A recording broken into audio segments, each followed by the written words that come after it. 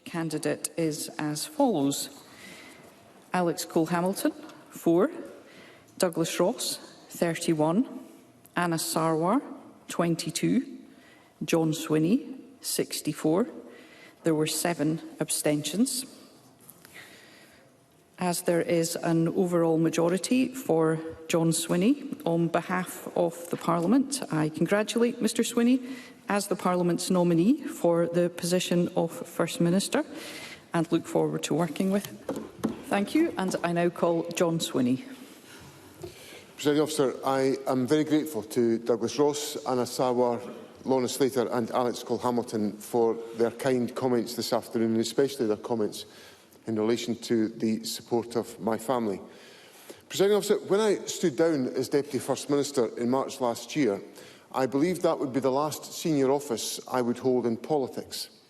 Having served then as a senior minister for 16 years, I felt I had, to coin a phrase, done my bit. To find myself accepting office as First Minister of Scotland today is therefore, to utter a classic understatement, something of a surprise.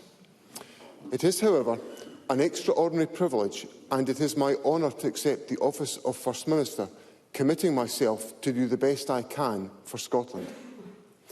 As I navigated my way through the media pack in the corridors of this Parliament last week, prior to announcing my candidacy for the SNP leadership, I tried to explain that I was taking my time to decide whether to stand, because I had to be certain it was a decision that was right for my family. For me, my answers to the media were not a stalling tactic or an evasive answer from an experienced politician. For me, it was the truth. Members will know that my wife Elizabeth has multiple sclerosis. She is indefatigable in trying to make sure that MS does not get in the way of her living life to the full. But much to her frustration, she does often have to rely on her husband for support and assistance. I could not just commit myself to become First Minister without being able to properly work out with my family how we would be able to manage as a family. We've talked that through, and we will manage. But I cannot let this moment pass without making clear to Elizabeth my profound eternal gratitude for the sacrifices she is prepared to make to enable her husband to serve our country as First Minister.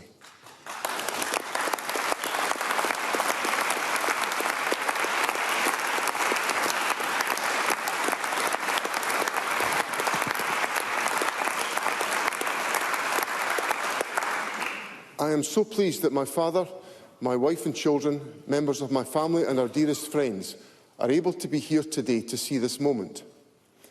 My only regret is that my beloved mother did not live long enough to see this day. As her parish minister wrote to me yesterday, your mum would have been quietly proud. My mother's love of literature and poetry, which rubbed off on her 2 sons, would have prompted her to find some words that would sum up this moment. Yesterday I was asked what would be the single most important policy objective for my government. I made it clear it would be the eradication of child poverty. So in searching for words to sum up this occasion, perhaps my mother would have chosen these words from one of Scotland's greatest poets, Hamish Henderson, who was born in Blairgowrie, in the very beating heart of my Perthshire North constituency. In his epic anthem, Freedom Come All Ye, which I heard Hamish Henderson sing from an open-top bus in the meadows of our great capital city during a rally that demanded the establishment of this very Parliament in the early 1990s. Hamish Henderson wrote, "So come all ye at hame with freedom, never heed what the hoodies croak for doom. In your hoose all the bairns of Adam can find breed, barley brie and painted room." If there was ever an anthem that railed against child poverty, those words from Hamish Henderson echo through the straths and streets of our diverse country as a call for us to act. So I will be unapologetic about bringing to this Parliament the measures we can take to eradicate child poverty, and I look forward to seeking the support of others to achieve that aim. Because I recognise that's how it's going to have to work. I am leading a minority government. I will need to reach out to others to make things happen, to pass legislation, to agree a budget. These sound like dry, technical parliamentary terms. But what they mean in reality is if we want to fund our schools and hospitals, if we want to give our businesses a competitive edge, if we want to take climate action, if we want to eradicate child poverty, if we want to change people's lives for the better, we have got to work together to do so. This Parliament, as colleagues have fairly recognised, is intensely polarised at this time. I accept my part in creating that environment, whether that is by shouted put-downs from the front bench or heckling from a sedentary position.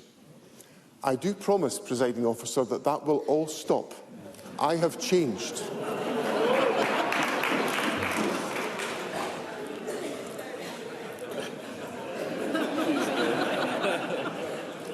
Perhaps time will tell on that one. This is not the collaborative place it has been in the past. A collaborative place that has done so much good to improve the lives of people in Scotland. As the Parliament marks its 25-year anniversary, and as one of the relatively small group who have been here from the start, I reflect on the major developments that have taken place by collaborative work and agreement over that time. Major developments taken forward by the Labour and Liberal executive, such as the ban on smoking in public places, or minimum unit pricing by the SNP government, or the introduction of free bus travel for under-22s by the SNP Green Partnership. I commit my government to working to create that agreement across the chamber. I hope there is space and the willingness for that to happen in the interests of the people who sent us here. Now, it is hardly a surprise to anyone in this chamber that I believe that this country could do more if we had the powers of a normal, independent nation. Others in this chamber take the opposite view. That is the essence of democracy. People free to hold and express and pursue different opinions. The question we face in this Parliament today, however, is a more practical one. Does our disagreement on the Constitution prevent us from working collaboratively within the existing powers of the Parliament to eradicate child poverty, build the economy, support jobs, address the cost of living crisis, improve the health service and tackle the climate crisis? I will give all of my energy and my willingness to engage and listen to ensure that that is not the case. I invite others to do the same. Presiding Officer, when I pitched up at Forrester High School in this city in 1979, at the age of 15 wearing my SNP badge, and my friends and teachers wondered why I had become involved in this fringe party, I could scarcely have imagined that my journey would involve becoming the First Minister of Scotland. It is an extraordinary privilege to hold this office, and I thank Parliament warmly for the honour that has been given to me. To the people of Scotland, I would say simply this: I offer myself to be the First Minister for everyone in Scotland. I am here to serve you. I will give everything I have to build the best future for our country.